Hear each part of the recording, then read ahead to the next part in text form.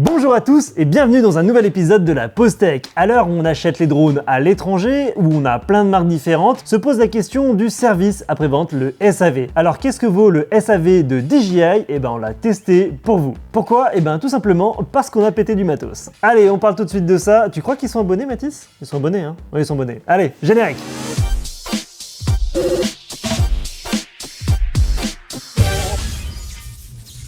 Alors avant de commencer la vidéo, je tiens à vous dire que je ne suis pas sponsorisé, cette vidéo est un retour personnel uniquement. J'ai anticipé également les questions par rapport à mon compte, est-ce que DJI m'aurait favorisé pour le SAV ou pas par rapport au fait que je suis youtubeur. Alors sachez que j'ai fait ça avec le mail de mon entreprise. Donc théoriquement, il n'y a pas de souci de favoritisme ou de quoi que ce soit d'autre. Alors certains vont peut-être me dire, de manière tout à fait légitime, oui mais peut-être qu'ils connaissent ton nom avec ta boîte, etc. C'est probable, mais relativement peu probable, parce que je peux vous dire que des mails à DJI, j'en ai envoyé. Ah, ils me connaissent au service marketing, mais moi je les connais pas trop parce que j'ai jamais reçu ne serait-ce qu'une réponse négative de leur part. Je leur ai demandé, allez-y, je veux tester vos produits, etc.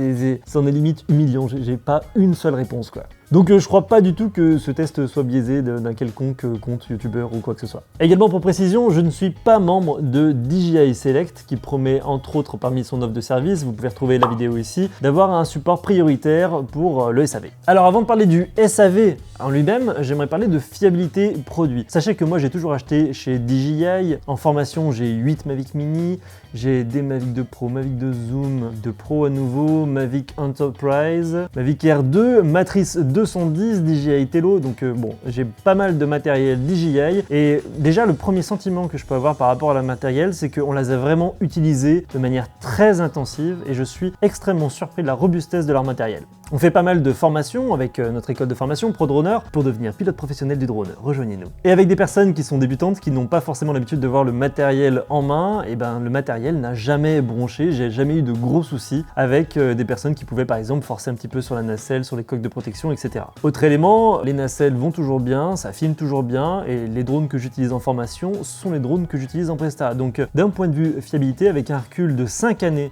de DJI, je peux vous dire que voilà, le matériel est robuste, ça se sent, et je l'ai expérimenté. Sauf que j'avais des appareils qui étaient hors garantie et qui commençaient à avoir des petits soucis. Alors c'est vraiment des soucis d'usure. Le premier problème que j'ai eu, c'était par rapport à une télécommande et en fait le port USB avait un dysfonctionnement, il y avait un faux contact. Vous voyez, c'était quand je branchais la télécommande comme ça, voilà, en la branchant sur le côté, là ça chargeait et en fonction de la position, ça chargeait ou ça chargeait pas. Et du coup c'était assez ennuyeux comme problème parce que des fois je croyais que c'était en charge, je laissais charger la nuit et le lendemain quand j'en avais besoin, et du coup la télécommande n'était pas chargée. Du coup, je devais le mettre dans une position en forçant un petit peu avec une batterie externe pendant que je conduisais, etc. Bref, c'était un souci assez gênant. Alors, j'ai jamais osé les contacter pour cette réparation parce que je me suis dit, c'est un produit qui est hors garantie, du coup, la réparation sera payante. Mais bon, là, j'en avais vraiment besoin. J'ai vu que les radiocommandes étaient assez chères sur le marché de l'occasion, entre 200 et 250 €. Et je me suis dit, quand même, tant pis, je vais la faire réparer, ça me coûte un petit peu, mais j'en ai besoin pour la formation, donc je vais l'envoyer au SAV DJI.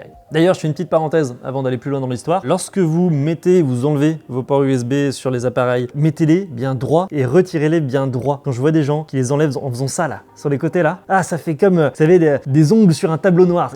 Ah, mon Dieu! Parce qu'il suffit que vous forciez un tout petit peu trop sur le côté comme ça et ça casse l'USB à l'intérieur et ça, ça foire un appareil électronique, que ce soit votre téléphone portable ou n'importe quel objet électronique. Donc lorsque vous mettez ou vous enlevez l'USB, voilà, bien droit, et lorsque vous retirez, forcez avec vos deux doigts sur le bord du plastique, voilà, mais pas de comme ça, non, s'il vous plaît, faites pas ça.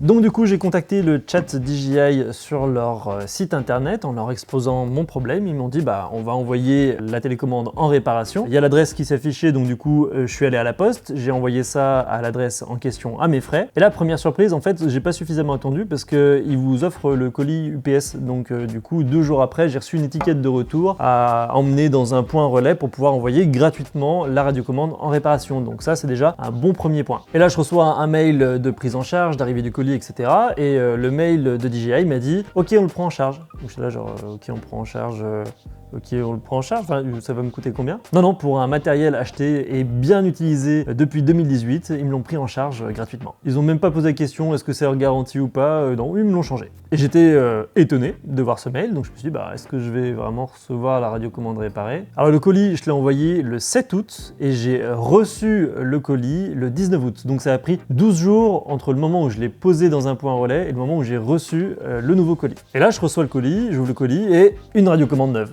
Alors je savais que DJI préférait renvoyer du neuf plutôt que réparer parce que ça leur coûte plus cher avec des petits centres de réparation en Europe. Mais là j'étais surpris parce que c'était hors garantie. Ils m'ont renvoyé une télécommande neuve gratuitement. Alors là, j'étais là genre bravo, merci. Et donc du coup là voilà, la télécommande toute neuve. Il y avait même les plastiques dessus à enlever, etc. Alors je sais pas si c'est du neuf ou du neuf reconditionné. Mais en tout cas, on a l'impression qu'elle est neuve, quoi. Enfin c'est un peu plus dur à ouvrir que mes vieilles télécommandes. Elle marche nickel. Parfait quoi. Et je me suis dit, eh ben, j'ai d'autres petits problèmes avec le matériel, donc on va en profiter et je vais voir si ça passe pour le reste du matos. Alors déjà, j'avais une autre radiocommande qui avait un problème, c'est que vous voyez le petit joystick 5 axes là, et ben à force de rentrer et sortir la radiocommande dans le sac de formation, je pense qu'il y a un élève qui a dû forcer et du coup ça m'a fait sauter le joystick 5 axes. Alors on a passé 2 heures à le chercher, j'ai essayé de le recoller avec de la glu, il est reparti, du coup l'intérieur était plein de glu, c'était dégueulasse, Mathis va vous montrer une photo. Et du coup je me suis dit, bah autant la réparer elle aussi, on va voir si ça passe, si ils seront ok pour la réparer. Et avec ça, j'avais 5 batteries qui étaient gonflées. Alors 5 batteries, ça peut vous paraître énorme, mais moi j'ai un stock de batteries qui est très important pour la formation, pour avoir une bonne rotation avec pas mal d'élèves. Et du coup, j'ai ces 5 batteries-là qui doivent avoir toute une cinquantaine de cycles à peu près, c'est-à-dire de cycles complets de charge-décharge. Ces batteries, le problème, c'est qu'elles ont gonflé à force d'être utilisées. Une batterie, parfois, ça gonfle. Et du coup, ça ne peut plus être utilisé dans le Mavic, parce que lorsqu'on essaye de le faire entrer dans le Mavic, et bah, du coup, le gonflement de la batterie empêche qu'on puisse clipser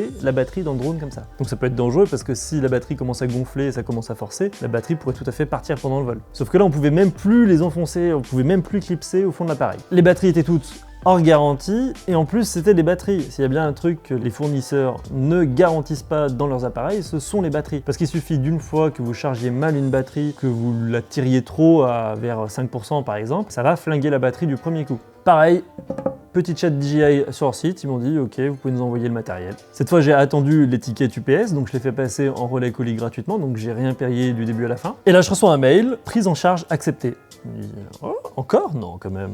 Et donc du coup j'ai envoyé le colis le 16 septembre, je l'ai reçu le 28 septembre, également 12 jours pour la prise en charge complète. J'ai reçu une radiocommande neuve, encore une fois, donc avec le joystick 5 axes, et je viens de recevoir à l'instant, juste avant de tourner cette vidéo, c'est pour ça que je la fais, 5 batteries neuves, encore dans leur emballage. Est-ce qu'il y a vraiment besoin d'une conclusion pour cette vidéo? Non, c'est fou, DJI m'a envoyé des étiquettes pour le retour, j'ai rien payé pour le retour, m'a remplacé des produits hors garantie, dont des batteries gratuitement, et tout ça pour des remplacements à neuf, quoi. C'est incroyable quand on y pense. Il y a combien de SAV qui seraient capables de faire ça? Moi, j'adore ce genre de boîte. Dans mon top 3, il y a Decathlon, Leroy Merlin, DJI, et ils ont tout compris parce que ce genre de SAV, ça va nous permettre de pouvoir aller acheter des trucs chez eux en y allant les yeux fermés. Du coup, ça rend les gens, ça me rend fidèle à ces marques et c'est là-bas que j'ai envie d'acheter, que je sais qu'au moins j'ai pas le problème de si je me trompe dans mon achat, si le matériel n'est pas fiable, etc. Donc même si les appareils sont un peu plus chers, quoique en termes d'innovation, en termes de concurrence, ils sont pas plus chers que ça, on achète également le SAV et le service qu'il y a derrière. Alors ça motive également à acheter les produits DJI dans mon pays et pas de les importer de Chine, etc. parce que sinon ça serait pas pris en charge. Et finalement le peu d'économies que j'aurais fait en achetant à l'étranger avec potentiellement des frais de douane, etc. Et bah ça m'aurait coûté plus cher que avoir tout ce matériel remplacé et être prêt à repartir avec mon matos, quoi. Voilà, c'est tout pour ce retour d'expérience. J'espère que ça vous aura intéressé, que ça vous rassure pour vos achats. En tout cas, moi, ça me rassure pour les miens et ça me donne envie de continuer d'acheter cette marque. Alors, je suis vraiment désolé pour ceux qui n'aiment pas DJI, on va encore m'accuser de propagande. Qu'est-ce que tu veux que je fasse, Mathis? Moi, je teste, ils sont bons et après, on me dit que je suis sponsorisé.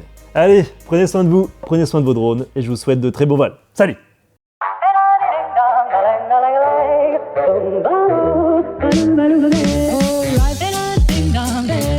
Take you up and boom, boom, boom, boom, boom, tell me I need